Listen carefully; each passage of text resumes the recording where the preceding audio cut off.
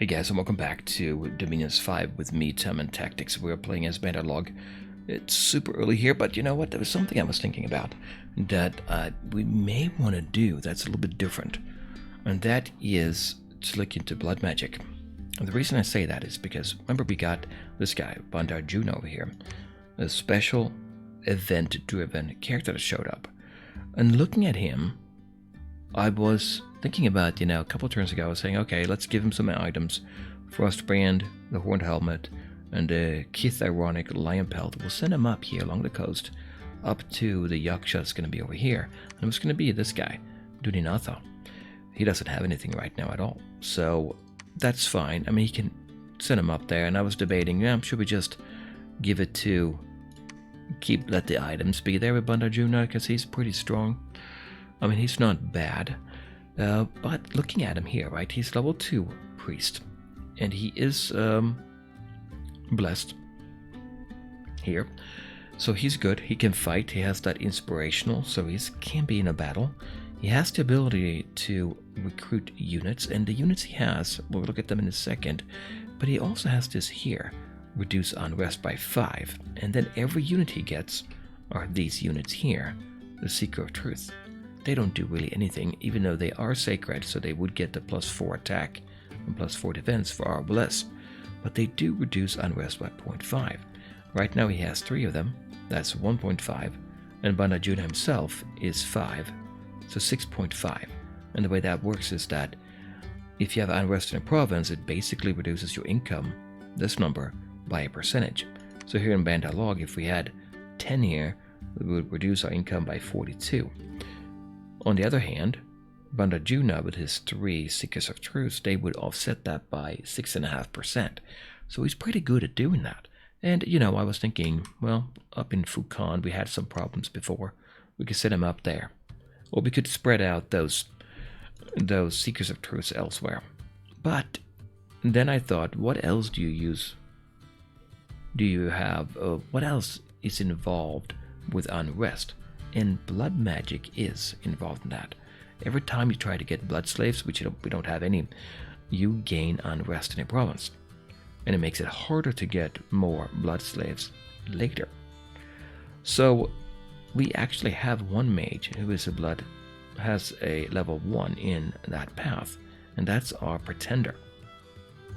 So that tells me we could use Bandar Juna to offset looking for blood slaves.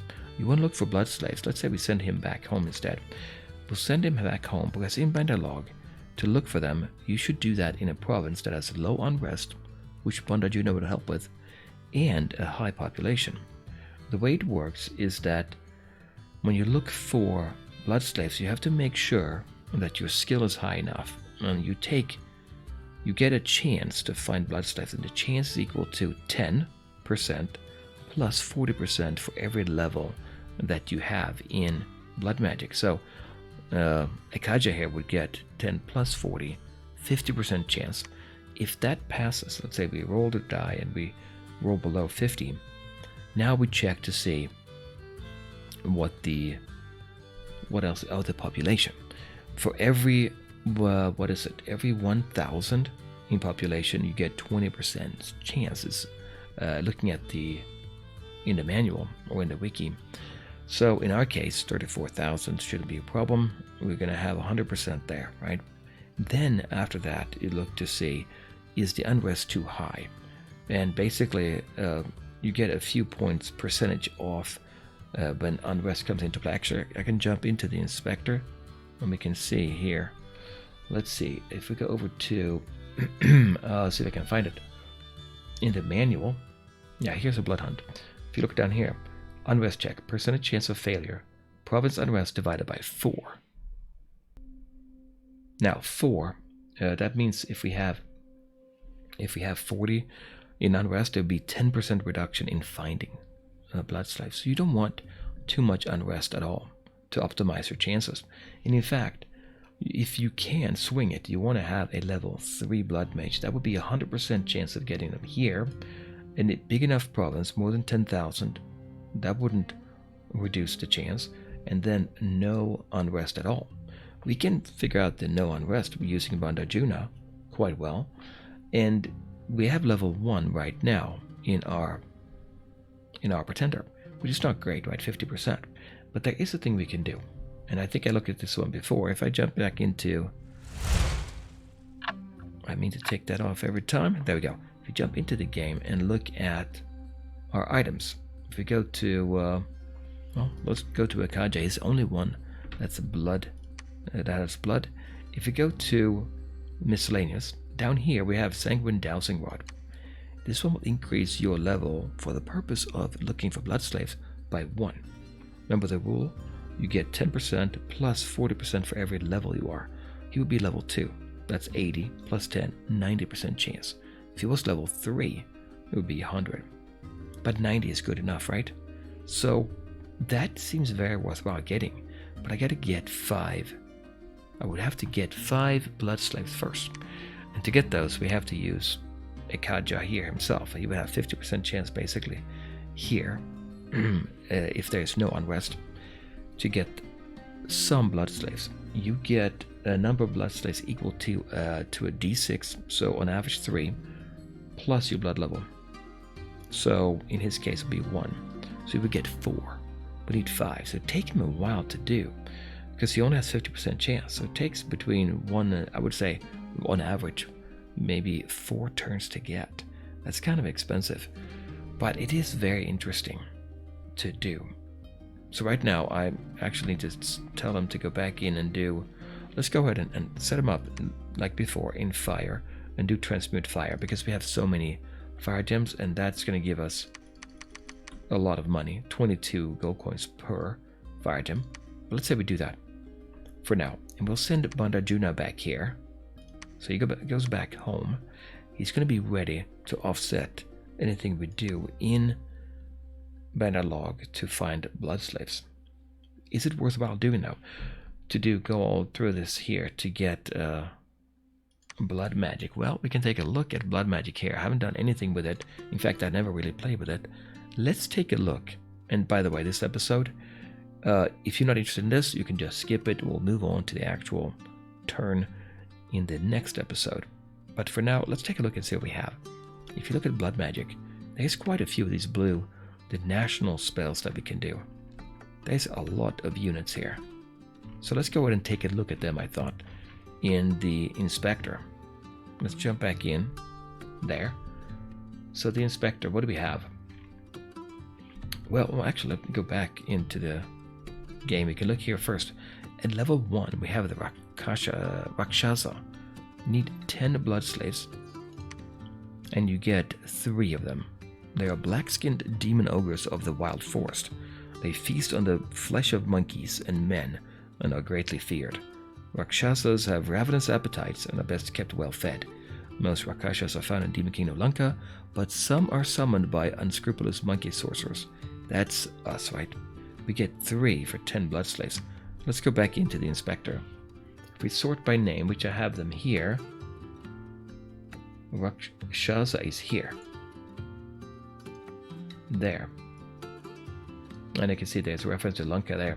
Now, these guys don't have very much protection. The attack is okay, defense is average, but they are sacred. So if we bless them in battle, they're going to have 17 in attack and 14 in defense. That's not bad. If we could get their protection up, would they be worthwhile? Well, they have 2 claws. They do their strength in damage. That's 19. 19 is not bad. That's quite a bit of damage. They can't resist fire at all. -5.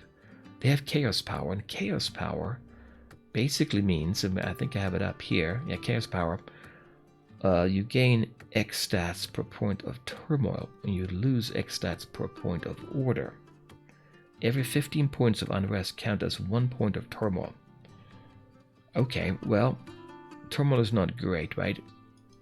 If we have order, that's the opposite, so we're going to lose stats. I assume we're going to gain attack skill, defense. Do we get hit points as well? So if we have 1 point of turmoil, we get 14 in attack instead. But we're not going to have too much of that, I don't think. So you can really play here if you're thinking about now. If you think about Bandar Log, playing going down the path of blood magic would be a totally different game than playing the regular Bandar Log, if you want to focus on that.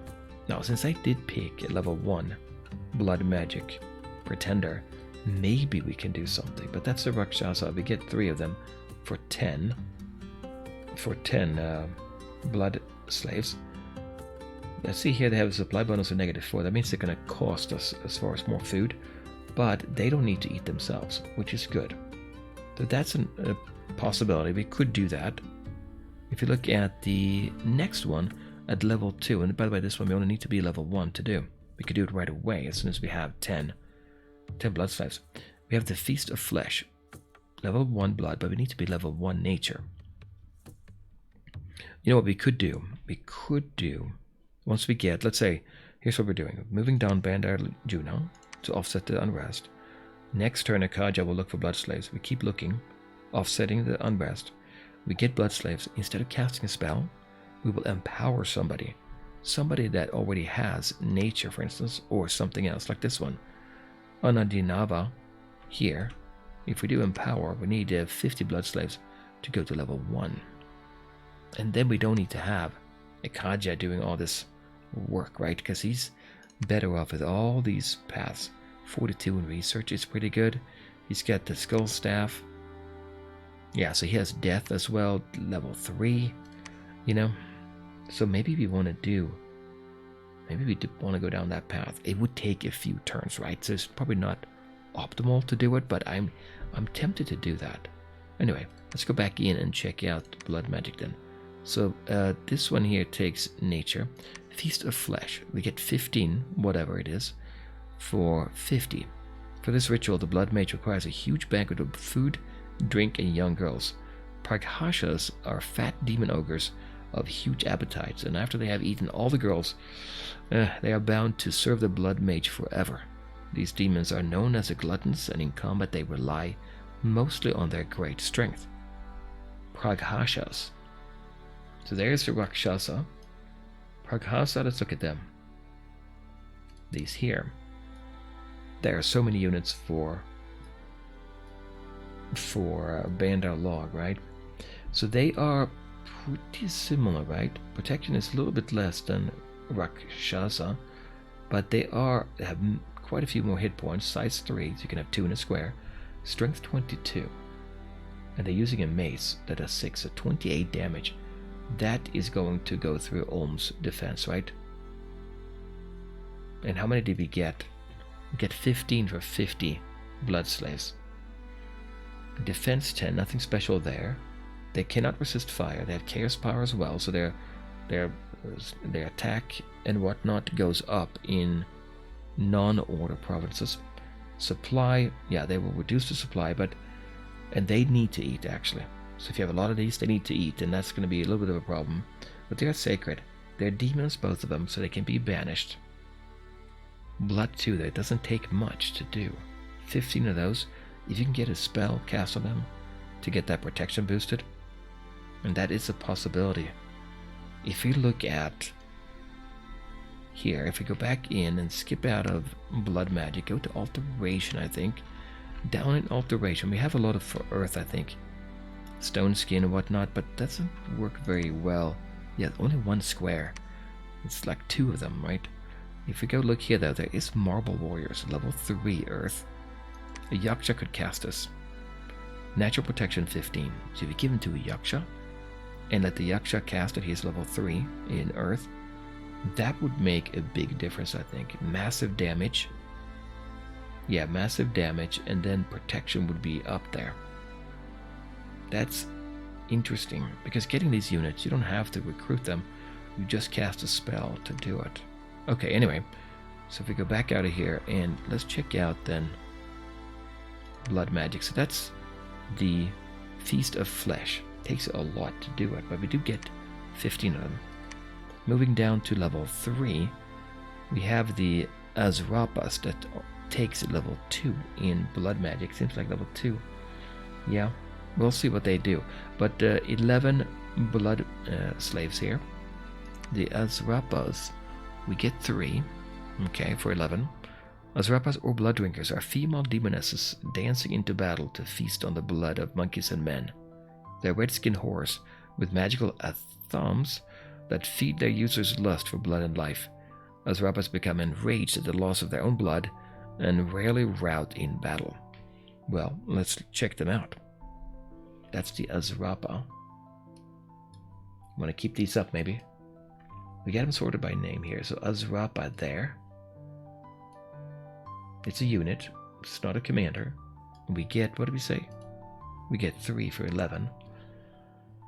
No protection. Defense 13, but they are sacred. So again, we gain +4, right? So 16 in attack and 17 defense if we're able to bless them. They have this a thumb. It's a weapon that does partial life drain. Actually, I looked this one up before. I have it up here on the screen. It does damage 4 plus 13, so 17 in damage. Attack is increased by 2. So instead of 12, we get 14 plus our 4 from Bless. That'd be 18 in attack. So very good there. Chaos Power 1 again. So Turbo is better. Berserker 3.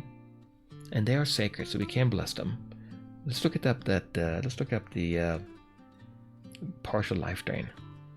If you look at this one here, the partial life drain, instead of giving not extra damage, you will increase your hit point by the damage that you do after protection by 2. So if you do 5 damage, you get 2.5 more, and you reduce your fatigue.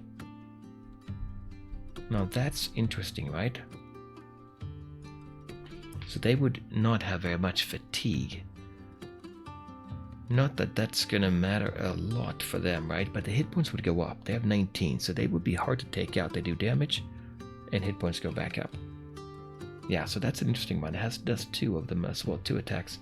13 in strength, not a lot, but still.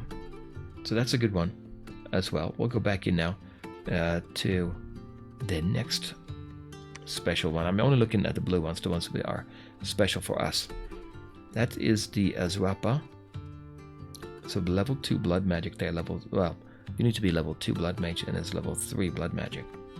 Okay, next one, level 4, also level 2 here, the Rakshasa Warrior. And you get, you have to spend 25 to get 5. There's your Rakshasa over there. The Rakshasa Warrior is here. And what is the difference there? It's going to be armor, right? 30 hit points versus 28. A little bit more hit points, same size. Otherwise, stats the same, it looks like here. Slightly more morale, though. And they have an Iron Cudgel that does 8 damage plus 20. 28. Instead of 19 and 2 attacks, they do 28 in 1. And then they have the armor 15. Here's the answer, right? You could get these if you have a spell that you can use. If you don't have a spell, for protection, I mean, then get these instead. And now you're looking pretty decent, doing 28 damage. Otherwise the same, right? Need not eat, sacred. This would be nice to get. What do we say? How many do we get? We get 5 for 25 blood slaves. That's for the Rakshasa Warrior. 5 for 25. Let's see. The Rakshasa was... You get 3 for 10. A little bit less expensive, right? A little bit less expensive there. But they're obviously better. That's level 4 in blood magic. Then we have level 5. You need to be level 2 in blood. So level 2, getting to level 2 seems very useful. And then level 1 in death. For instance, our pretender could do this, right? About this one is summon Sanjabalas for 30 blood slaves. We get 3 of them. The Sanjabalas, strong in twilight, are demon ogres of the night. They can only be summoned at dusk, and their powers are greatest in darkness. Sanjabalas are demon warriors of great renown, but they're even more vulnerable to fire than other Rakshasas. They wield magical moonblades that cause additional harm to magical beings. Well, let's check them out. In the inspector, Sanjabalas. So Sanjabala here Yeah, as you can see, they have many units here. These, if you compare them to Rakshasa Warrior here, same amount of hit points, same strength, protection is the same. They have the same here. Basically an upgraded version of the Rakshasa Warrior, right? What do we get? Morale 15, same there. Everything's the same there. They have, the Sanjabala has a buckler as well as the Scaleman Hauberk. So they're going to be having a little bit greater chance of intercepting attacks. Resist fire, yeah, -10 is pretty poor. But they're stealthy actually. Dark power. So dark power, here, gain X stats when in the dark. Well, think about the cave. There's a cave just north of Melma, if you remember, by the Throne of Ascension. That's interesting. Supply bonus -4, but they don't need to eat themselves. This Moonblade does 8 damage normally, so 8 plus 20, 28. But if it's a magic being, another 8. That's huge. That's 36 in damage. Attack +2, so 14 plus 2, 16 plus 4, 20 in attack. But you gotta watch out for the fire, right? You gotta make sure you cast a spell to offset that. How many did you get again for that spell? You got 3 for 30. It's getting expensive. But Bloodslaves are a little bit easy to get to. If you have blood mages, you can just keep on getting them. And if you have a way to offset the unrest, that's the key, right? Okay. So, going back in here, let's see, that was the Sanjabala, so you need to be death as well, though. And then level 6 we have the Dakini. Oh, we need to be level 4 there, and air. So that takes quite a bit. The Dakini need 81. You need 81. It's a commander. Now we're talking as somebody who can control other units, maybe a spellcaster. It's a bloodthirsty apparition of vengeance from the Netherrealms. It's a sky dancer and divine messenger banished to the Netherrealms in ages past for serving as a divine acolyte of a bloodthirsty pretender. The Dakinis share their old mistress's appetites and can be summoned by the sacrifice of innocents. Their flaying daggers are enchanted to drain the life of their victims. The Dakini is a powerful blood mage. That sounds good. That's for 81. Let's check them out. Dakini. So here is the Dakini. Okay, so it's going to be size 3, so there's still only 2 in a square if you want 2 of the commanders. 23 hit points is good. They have attack and a defense above average. Protection is 12, high magic resistance, good morale, 40 in leadership, not very high, but they can have undead as well as magical beings under their command. And they have that Atham again, which is that partial life drain that increases your attack for this weapon only by 2. So that we get 13 plus 4, 17 in attack. Piercing damage, okay, yep. And then a skull necklace, what does that do? 11. That movement penalty -2. Okay, protection, that's the protection, they're getting that there. And then they do a kick as well. Alright, but they are a commander. Level 3 air, level 1 death, and 3 blood, and then 2 holy. If we get this one, takes 81, then they can do, they could look for blood slaves. Level 3 is the optimal, what you want. Then you have basically 100% chance of getting blood slaves. That's tempting, this one. But you need to have blood magic level 6 to do it though. Air is a pretty good path, I feel like. You can get spells to help you with against missiles, or using missiles maybe even. Yeah, it's sacred. Oh, flying as well. If you're in a battle, they can fly to the back of the enemy and take out their commanders. Resist shock 5. Okay.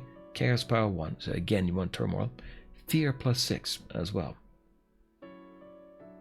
This damage reversal, I don't know if that does anything. +0. That's interesting, isn't it? Could definitely use something like this. Level 3 air. And then death. Air and death. There's some spells you can do with that, if I remember. Anyway, yeah, so that's interesting. That's a good one, but it's 81. 81 gems. Okay, let's jump back in to the game. So what do we have? That's the Dakini. Level 4 blood though. It's going to be almost impossible to get that. Okay, let's go down to level 7. Summon Shada. Level 3 blood and level 1 death. 35 blood slaves. That's a commander as well. Cheaper. The Shada's Nightwalkers are demon assassins of great renown. They can only be summoned at dusk, and their powers are greatest in darkness. Are they really greatest in darkness? I didn't see that on the Dakini. There was nothing about that there, but they wield magical moonblades and dusk daggers that will cut through all armor. That's the Shada commander. Okay. Let's summon Shada. Let's compare that to the Dakini. It's this one here. Okay, that's more of a monkey, right? So hit points 30. That's a lot of strength. That's good damage.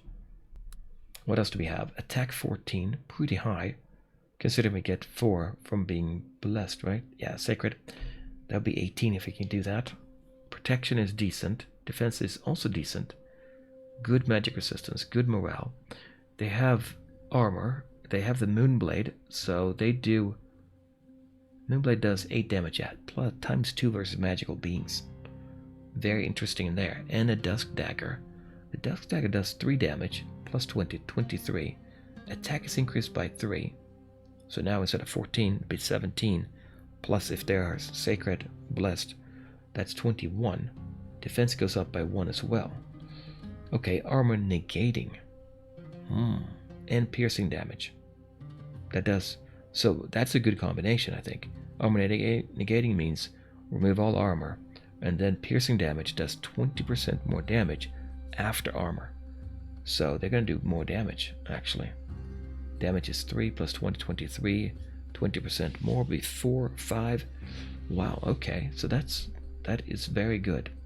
And then a bleed effect. Huh. Okay. Draw blood. You can see that there. Bleed. 1 attack. Armor negating. Magic weapon. Strength don't add it. Okay. Yep. Resist fire -10. So again, you don't want to use this for against somebody who is like Agartha's magma children. They are stealthy though. Very stealthy. 60. You need to have 60 units minimum to have 50% chance of finding them. Dark power 2. So in darkness, here's darkness. They're going to be extra good in darkness. Their skills will go up in like that cave. Chaos power 1, again turmoil. Ambidextrous. The other ones are not ambidextrous. These are. They can use both weapons. Both weapons without any negative modifier. And supply bonus 4. And it's an assassin. That's the first assassin we have. Let me pull that up. It was an assassin. Yeah. We don't have an assassin. So we can fight enemy commanders. That's very interesting. We can give them orders to do that. If we do that, well, that's an assassin, right? It's a commander. We can give him equipment. He's sacred, can't cast spells, but with that Dusk Dagger, armor negating and piercing damage, 1 attack and you're done for. Yeah, sending him into that cave would be ideal, right?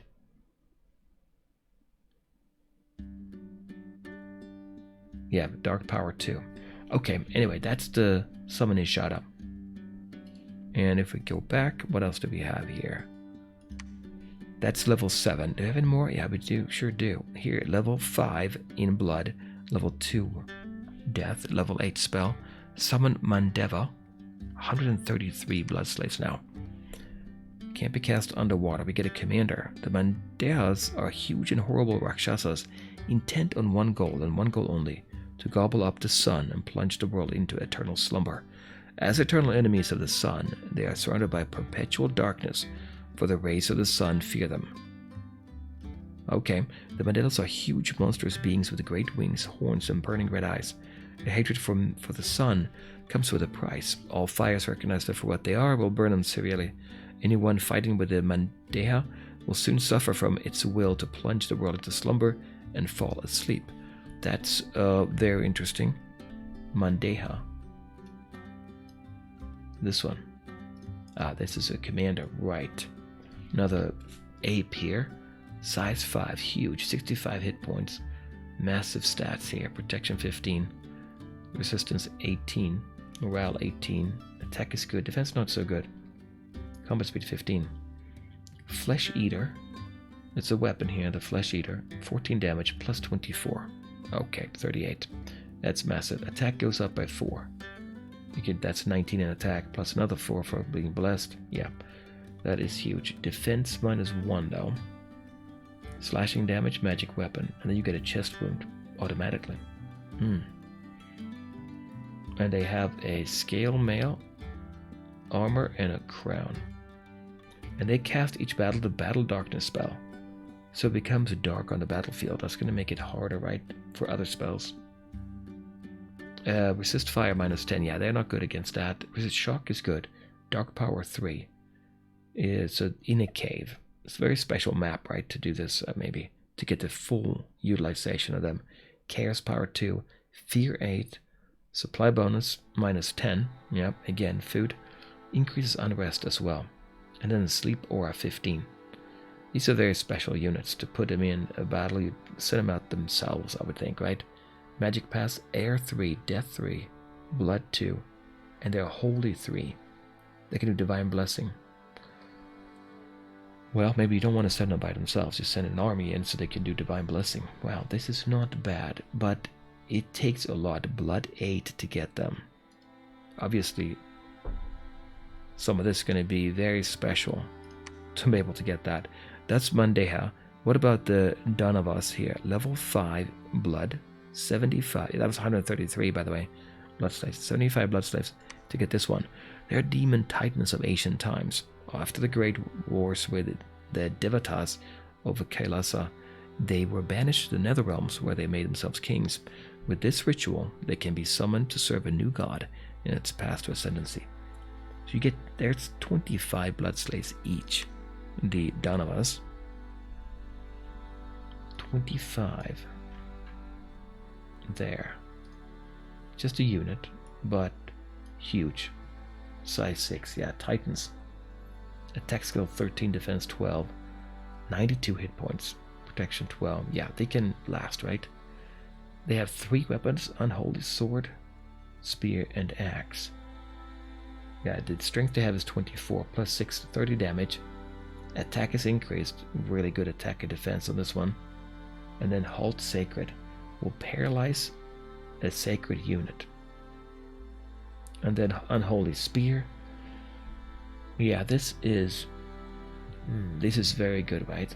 They're ambidextrous too. See that? So they can use all 3 without a negative modifier. If you get 3 of these in, you're in good shape. Because you get 3 for each spell, right? Damage 3, attack plus 3. Yeah, all of these are good. Paralyze as well. Look at that. They can take on any type of army here with blessed units. All these are very good. The spear does... Well, the spear is going to do repel, right? Yeah, very good. Resist fire, not so much. Chaos power again. Well, you need to have turmoil instead of order. And then fear and ambidextrous. Need not eat. It's a holy 2, and then they might have 4 more. 4 hands. Look at that. 4 hands. Yeah, well, they have the weapons there and the buckler. Can't give them any special magic armor because they're not commanders. Well, this is obviously very good to get those as well, but level 5, I don't know about that. And that's the last one. Now, seeing that, all this here, that tells me that, well, are we going to try it? I think I'm going to try it anyway. We can get to level 1 and get, a couple of the Rakshasas maybe, or maybe the Rakshasa Warrior even. I think we'll try it. Otherwise, what I would do, maybe set up a pretender that has more blood, so you can get that right away. If you get blood 3, you're in great shape. Use it at home, and then you hopefully get Bandar Juna to show up as Bandar Log, which I don't know if that's affected by the story events. If that's, random events are rare, I guess that would be affecting the chance you would get him. I think in any game you would have a pretty decent chance of him showing up at some point. You want to do it though, because if he shows up right away, he can start offsetting all that unrest, because otherwise, when you do your looking for blood slaves, you have to do it at home one turn, then go somewhere else, because here you're going to lose income. And income, that's money to recruit other units. For us now, we can do it since we have Bandajuna. So I'm tempted to do it. We'll send it back home and he will give it a shot. So, but we'll do that next time, guys. Come back then and we'll actually continue with our game of Dominions 5 with Bandar Log. I'll see you guys later. Bye.